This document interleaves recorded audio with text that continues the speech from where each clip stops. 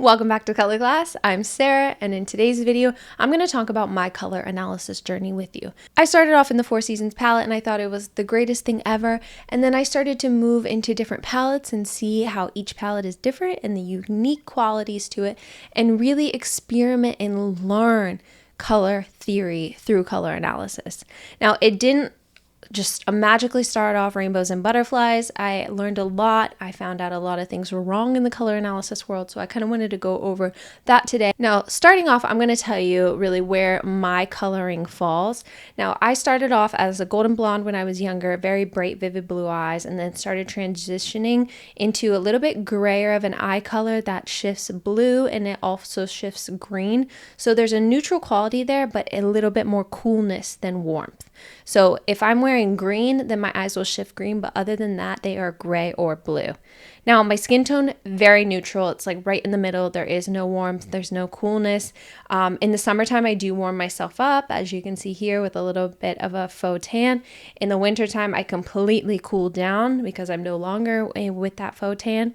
And then my hair color is a auburn red. Hopefully you can kind of see it come through here. You can see also in the summertime, it does bleach out a little bit down here, but I have not been doing anything else to it. So right now it's like an auburn reddish shade hue that's on the medium to deep side. Now, with all that being said, going into the Four Seasons system, there are two scales that I like to say. One is light to deep. The other one is warm to cool. Now, I just talked about my hair being warm. I just talked about my skin tone being neutral. And I just said my eye color can be cool, and it's mostly cool. So where does that fall? Well, the Four Seasons looks at hair. Now, if I were to strictly do the Four Seasons, I would fall on the deeper side and I would fall on the warmer side. The problem with that, you're going to have shades that are supposed to look fantastic on you, like this pumpkin right here. This does not quite look great on me. Let's be honest. It's not a good shade for me. You also have like those terracottas. You have some mustards, some darker shades that have too much warmth for me, because when I wear very warm shades, my skin tone is going to shift and it's going to go gray. So I have to be very careful. Now, when I first started out, I was like, oh, this is great. You know, I would drape myself in the autumn greens and I'm like, oh, this is amazing. I can wear these shades. They look fantastic. But when I started seeing some of the unique shades to autumn, then I started thinking, ooh, these don't look so great. Why don't they look great? And I still bought them and I still wore them. And I was still really immersed in the Four Seasons system. And then I started to look at other seasons, like a soft summer or a summer. There is no soft summer in the Four Seasons palette. So I would look at a summer palette and I'm thinking, you know, I actually look pretty good in some of these blues. And for the spring, you know, I can wear some of these deeper, warmer shades. For the winter, I can't really wear much, maybe some dark, like rich burgundies and things like that, but those were crossover shades that worked for both winter and autumn. So I started realizing that I could pick certain things from different palettes, and I didn't understand why that was, you know, and I knew that I didn't perfectly fall into the autumn palette because I didn't have warm skin tone and I didn't have the warm eyes, the warm, like rich autumn eyes. So then we started experimenting, Lucinda and I, and realizing, okay, we need to build out the systems. And we started looking at the 6 dominant characteristics and the 12 palette system. Now, both of those do contain what I am as a soft autumn, but I can still pick shades here and there from other palettes. The 6 dominant characteristics was key in my journey, and I still love the 6 dominant characteristics too, because when you move from light to deep, warm to cool, in the 6 dominant characteristics, we add soft to clear.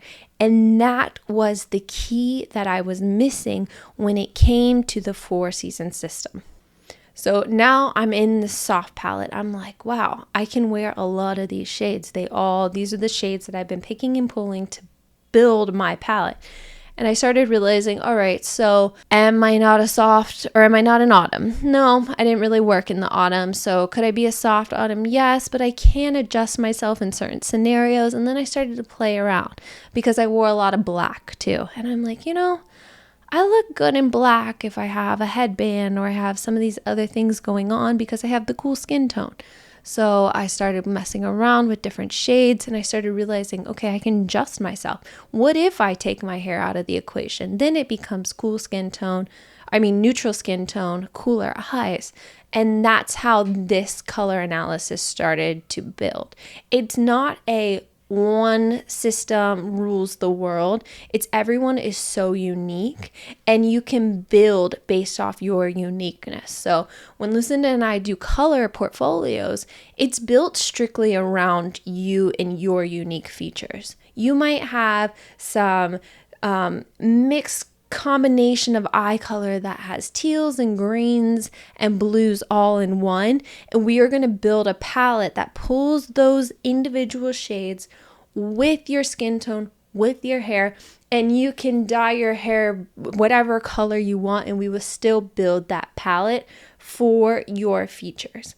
Now, this isn't a color analysis where we look at when you were 1 year old. Like for me, for example, I would probably be designated as a spring if we went back that far with my history. So that's why it's whatever you are in the moment is based off your color analysis.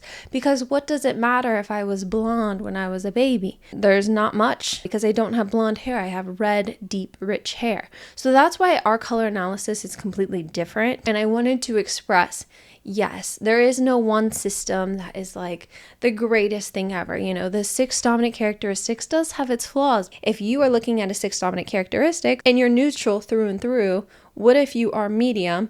What if you are neutral? And what if you are right in between soft and clear?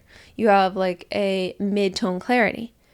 Well, there's no palette right there, and that's what we've been creating with our color portfolios, is people who fall in these kind of gray areas of color analysis and building portfolios around them, because I was one of those people that was in that gray area. Now, can I still pick from other palettes? Absolutely. Can I still be a soft, neutral, slightly leaning deep? Yeah, my shades are going to do that.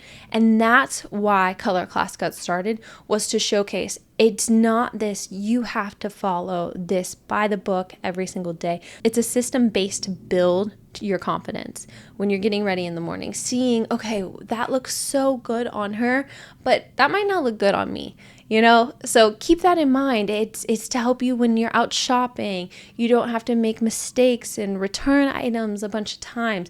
You know what's going to look great on you. Or if you need to go to a girls' night and wear all black, I do have that coming up.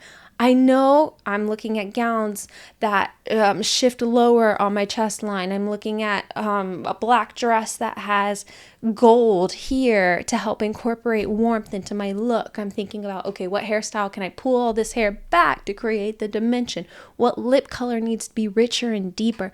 Because life will throw curveballs at you. I can't just go to my all black girls dinner in a brown dress because that's not what the birthday girl wants. There are so many different scenarios in life that I just want to be able to adjust for and teach you how I'm doing it as well. So I hope this gave you a good understanding of what color class is about, how it's a little bit different than what you might be used to on certain or other color analysis. Now, I'm not saying the 12 palette system is bad. I hear that all the time. No, it's not. It's the basis of the 16 palette system, which we also use. I'm not saying the 6 dominant characteristics is bad. No, because we needed that soft to clear clarity. But what I am saying is when the Four Seasons was built, it was built for Northern European women. It was not built for the entire world to really be able to fit into these 4 buckets because it doesn't exist. So if you feel like you've been left out of color analysis, this channel is for you, and we're building your unique palette day by day, video by video, making sure you fully understand how color works in your wardrobe. Now, if you need more help with your palette, you can do a color portfolio with us, or you can head on over to Patreon. We would be happy to help you out. So thank you for watching this video. I'm so sorry if this went on and on, but I really wanted to make sure you understood where we are coming from and what we are trying to teach here on Color Class. So thank you for joining us. I'm Sarah, and we'll see you in our next video.